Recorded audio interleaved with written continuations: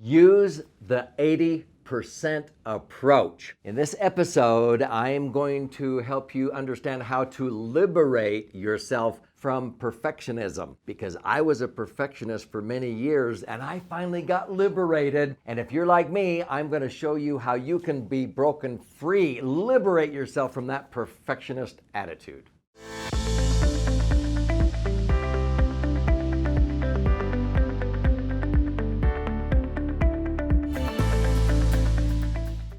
So I'm going to share a story with you to help illustrate how I was a perfectionist. You know, I always felt like I had a book in me for years. And so being a perfectionist, I wanted the book to be perfect. I was told many times by my coach, Dan Sullivan, it will not be your last book. But see, I couldn't see that. I wanted to share everything in my book. And so I had to constantly have it updated and what have you. But I was trying to make it perfect from the word go. And finally, I decided, you know what? I'm just going to walk an 18-hole golf course before any golfers get on the course in the morning and dictate the book on a little tape recorder. So what I did is I had 20 chapters. I ended up with 23 chapters, and I would start out at 5 in the morning when the sun was just coming up down in the deserts of southern Utah. We had a condominium down in St. George. I would simply have one sheet of paper in front of me, and on that sheet of paper would say, what is a money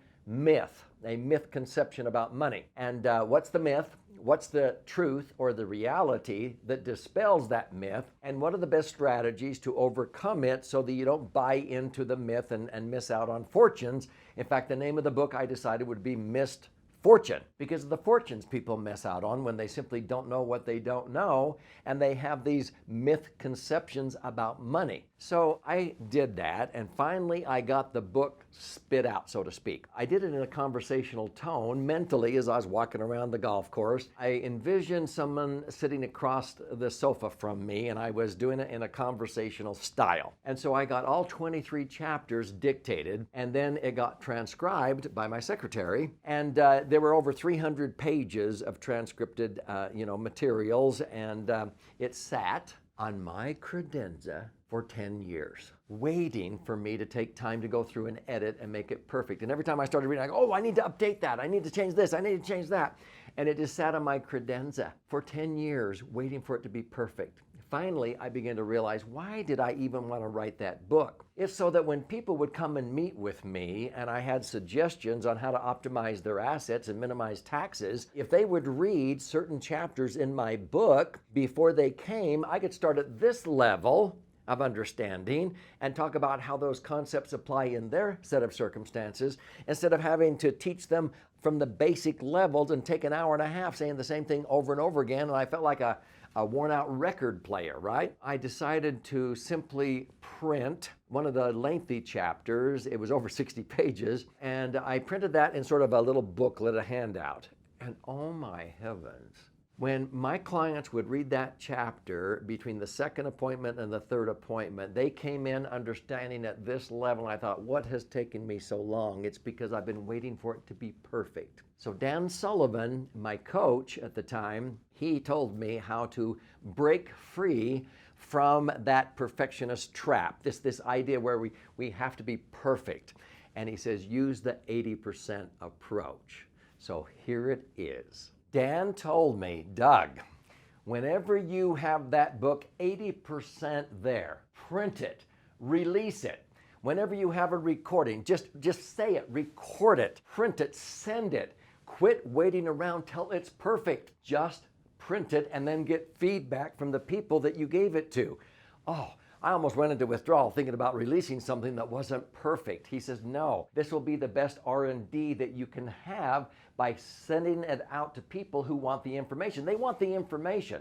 They're not expecting it to be perfect, especially if you say, hey, this isn't edited yet. So I made a goal to have my book ready at the end of 1999 at the turn of the century. So I got my book together, and it wasn't perfect. It was 80% there. And I'll never forget, I had a trip going to Tennessee to a top of the table convention, and I was going to take 500 copies of my first book with me. And so I was down at the graphic artist's office, and the printer is going to pick up the, they were called Quirk files at the time, to be able to print off 500 copies over the weekend so I could put them in a trailer and drive back east to Nashville, Tennessee. Well, about 15 minutes before the printer showing up, I looked at my graphic artist and I went, "We don't have a cover.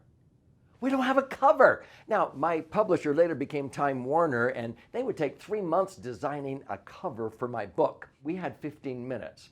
So I told my graphic artist, just take a picture off of the internet of some gold representing wealth, and I'll come up with a picture of me and some bullet points for my bio. And we put together that cover in 15 minutes, okay? It wasn't perfect. And the printer arrived at 5 o'clock. Monday morning, I picked up 500 copies of this book. And I went to Nashville, Tennessee, and I released it. And I simply told my audience, listen, if you buy this book for 20 bucks and you read it and you see any errors, I want you to be the editor. And what I'll do, if you just send me the corrections, then I will send you a free copy of the final edition and I'll sign it for you. I went through 420 copies of the book in 1 hour. That went out and it came back, and I had printed 500 copies. The next run, I tweaked that last 20% to 80%. What's 80% of the last 20%? Now, my second edition was 96% perfect, right? And I printed 2,500 copies of that one, sent it out.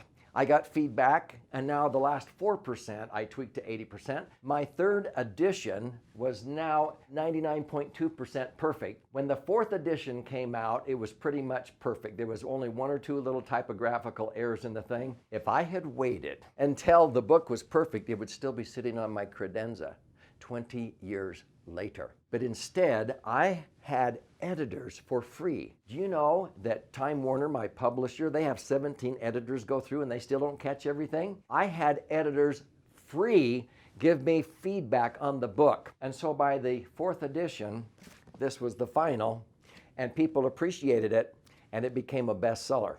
And then Time Warner became my publisher because I was going through 5,000 copies of the book, and they commissioned me to write a second book called Misfortune 101. Gave me a $100,000 advance and then $1 million advance to write my next book, The Last Chance Millionaire. I would still be sitting there with manuscripts on my credenza if I was waiting to be perfect. So the message is, you get something 80% done, you send it, you print it, you release it, you record it, get feedback and tweak the last 20% to 80% for the next edition, the next recording.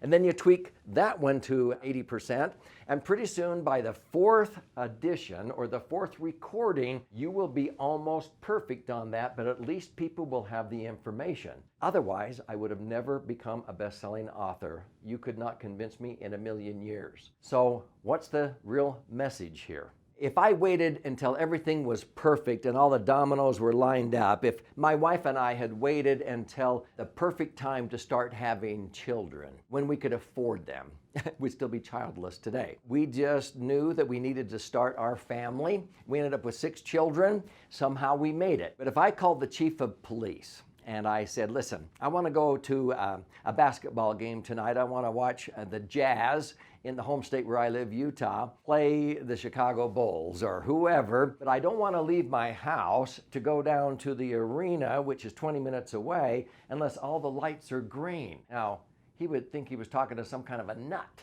but how many of us do that? We will not move until everything's perfect.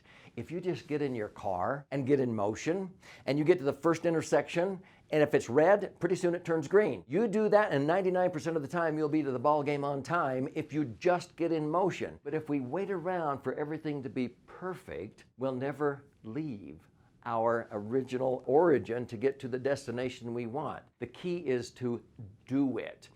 When you're 80% there, now I'm almost thinking of having a 60% or a 50% rule. When it's 50% there, I just want to do it. I just want to speak. I just want to try it. Now that I have that liberation from being a perfectionist, life is actually pretty good. And I learned that, frankly, people don't think you're perfect anyway.